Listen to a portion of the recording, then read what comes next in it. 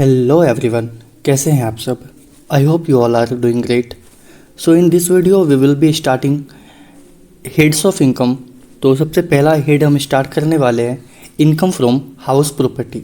ठीक है, तो चलो इसको देखते हैं इसमें क्या सब है। तो जब भी हम बात करते हैं इनकम फ्रॉम हाउस प्रॉपर्टी की, तो यानी कि जो भी आपका हाउस प्रॉपर्टी का इनकम है उस पर आपको जो है टैक्स पे करना पड़ता है, राइट। तो ये सब हम देखने वाले हैं इस चैप्टर में। तो basically income from house property में अगर ये दो कंडीशन आपका सेटिस्फाई होता है तो उस केस में जो है यहाँ पे इनकम फ्रॉम हाउस प्रॉपर्टी में आपको टैक्स पे करना पड़ेगा, यानी कि टैक्स लगेगा। दो कंडीशन क्या है? पहला, आपके पास एक हाउस प्रॉपर्टी होना चाहिए। ठीक है, एक हाउस प्रॉपर्टी होना चाहिए और आप जो है उस हाउस प्रॉपर्टी के ऑनर होना चाहिए। अगर ये दो कंडीशंस अगर सेटिस्फाई होता है तो उस केस में जो है जो भी इनकम होता है हाउस से रिलेटेड वो आपका हाउस प्रॉपर्टी के अंदर टैक्सेबल हो जाएगा। ठीक है, उसके बाद है, देखो, अगर कोई एक मान लो बिल्डिंग है, अगर कोई एक बिल्डिंग है जो कि स्टॉक इन ट्रेड है, ठीक है, और अगर इस बिल्डिंग को अगर आप सेल करते हैं, इस बिल्डिंग को अगर आपने सेल किया तो सेल करने पर इसका मतलब क्या हुआ? आप सेल कर रहे हैं तो आपका ये बिजनेस है। अगर आप सेल करते हो तो ये जो है आपका पीजीबीपी यानी कि profit and gain from business and profession के अंदर ये टैक्सेबल होगा। अगर वही हाउस प्रॉपर्टी को या बिल्डिंग को आप जो है लेट आउट करते हैं यानी कि रेंट पर देते हैं तो उस केस में जो है इससे जो भी किराया आता है, जो भी रेंट आता है वो आपका हाउस प्रॉपर्टी के अंदर जो है टैक्सेबल हो जाता है। ठीक है, उसके बाद इनकम फ्रॉम हाउस प्रॉपर्टी के अंदर जो है जो भी आपका रेसिडेंशियल प्रॉपर्टी है, जो भी आपका रेसिडेंशियल प्रॉपर्टी है या फिर कॉमर्शियल प्रॉपर्टी है, for example shop, complex, godown, ये सब जो है हाउस प्रॉपर्टी के अंदर जो है कवर होता है। ठीक है, ये सब जो आपका हाउस प्रॉपर्टी के अंदर कवर होगा। उसके बाद जो है अगर मान लो कोई एक वैकेंट लैंड है यानी कि जो कि खाली पड़ा है और इससे आने वाला जो भी रेंट है तो वो जो या तो आईएफओएस के अंदर टैक्सेबल होगा और अगर वो आपका बिजनेस है तो पीजीबीपी के अंदर जो है टैक्सेबल होगा। तो ये दो चीज़ें हैं। ठीक है, उसके बाद आगे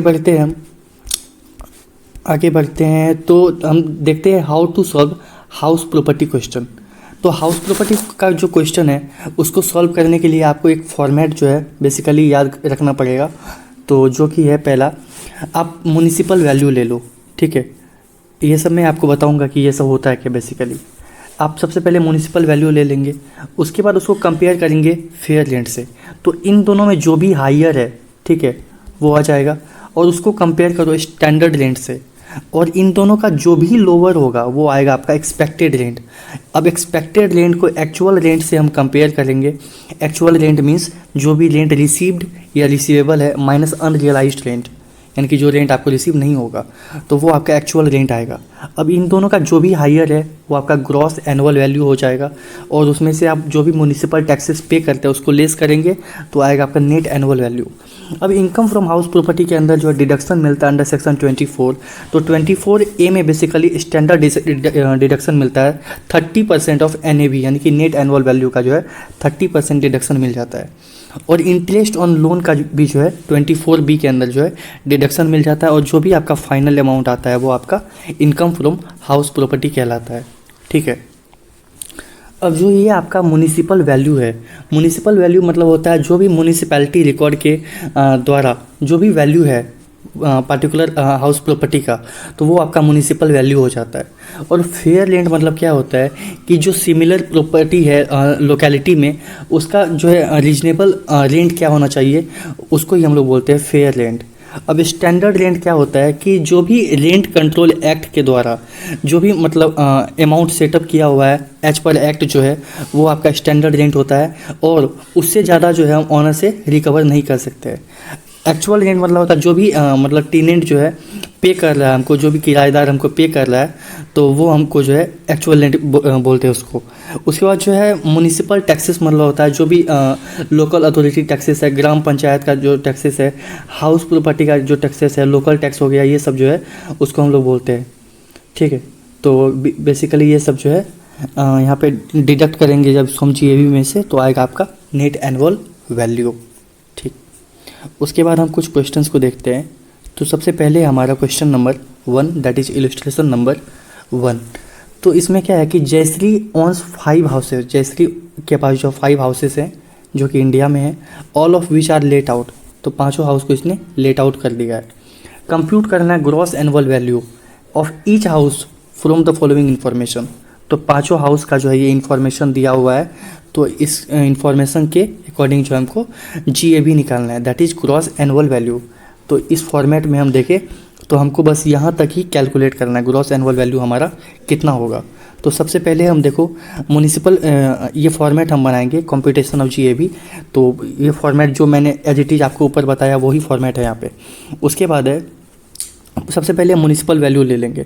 तो हाउस 1 का 80,000 है, फिर हाउस 2 का 55,000, हाउस 3 65, हाउस 4 24 एंड हाउस 5 का जो है 80,000 है। तो ये सब हमने ले लिया। अब उसको हम लोग कंपेयर करेंगे, ये जो फेयर रेंट है ये हम यहाँ पे पुट करेंगे। तो फेयर रेंट हमने यहाँ पे पुट कर दिया।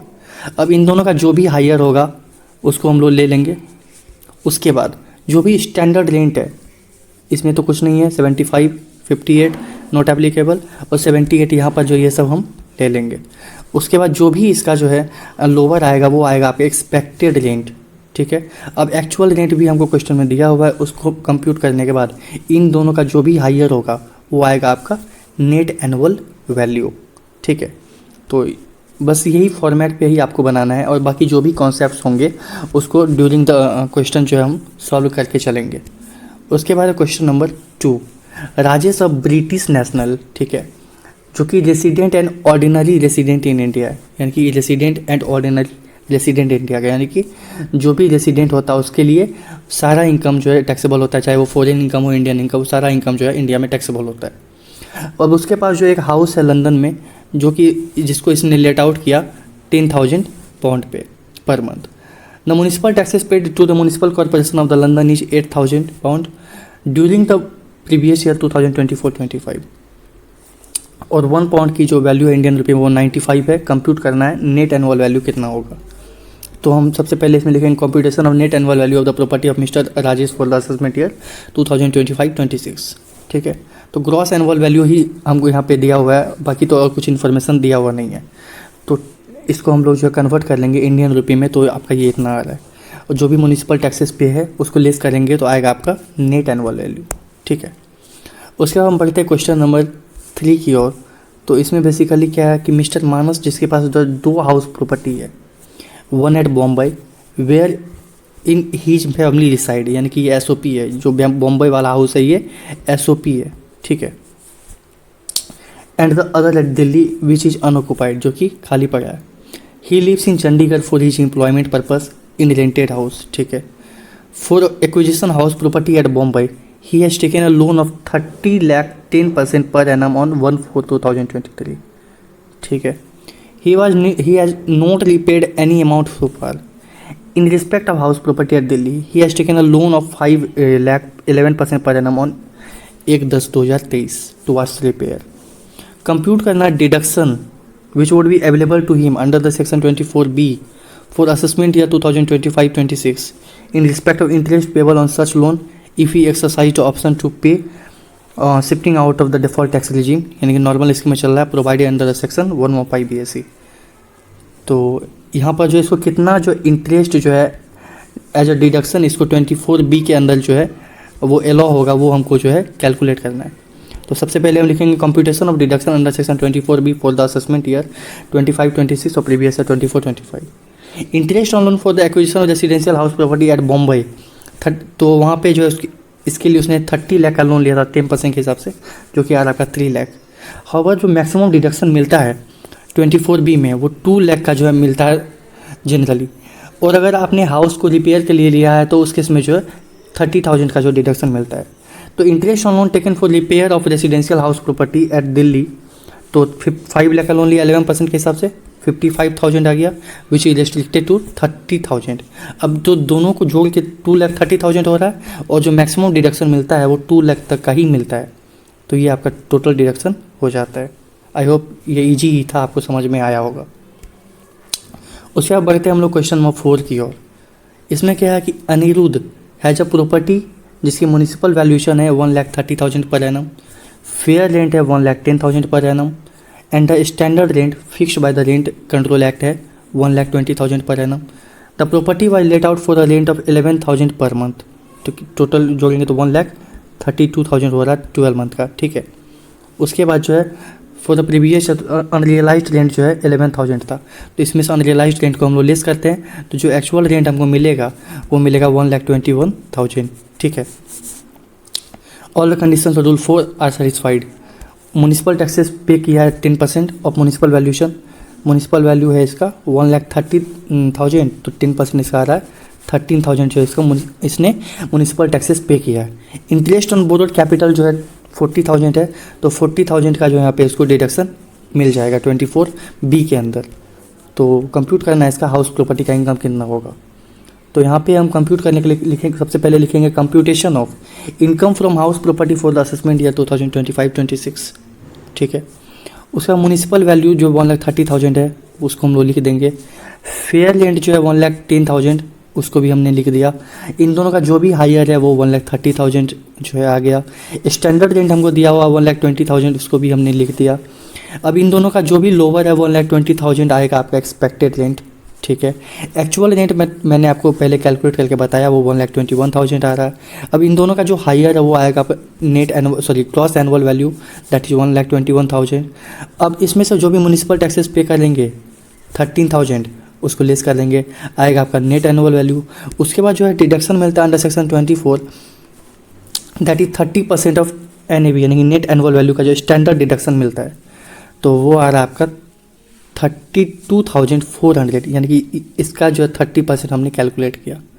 अब इंटरेस्ट ऑन लोन जो है 40,000 यहाँ पे फुल्ली अलाउ हो जाएगा, और जो भी आपका नेट अमाउंट बचता है वो आएगा आपका इनकम फ्रॉम हाउस प्रॉपर्टी, ठीक है।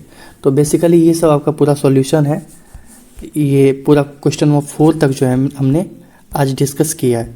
बाकी हम नेक्स्ट वीडियो में डिस्कस करके चलेंगे, और जो भी मतलब कॉन्सेप्ट है वो सब जो हम क्वेश्चन के साथ ही क्लियर करके चलेंगे। और बस ये सबको आप एक बार रिवाइज कर लीजिएगा तो आपको आसानी होगा। तो जाते जाते एक चीज़ और मैं आपको बताना चाहता हूँ, इंटरेस्ट ऑन लोन के बारे में जो है मैं आपको कुछ बताना चाहता हूँ। देखो जो इंटरेस्ट ऑन लोन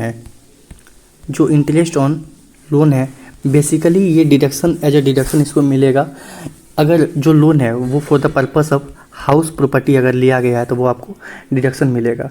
लोन आप किसी से भी ले सकते हैं, बैंक से, फाइनेंशियल इंस्टीट्यूशन से, फ्रेंड से, फैमिली से, किसी से भी ले सकते हैं। अब देखो इंटरेस्ट ऑन इंटरेस्ट यानी कि पेनल इंटरेस्ट जो है वो अलाउ नहीं है होता डिडक्शन के लिए।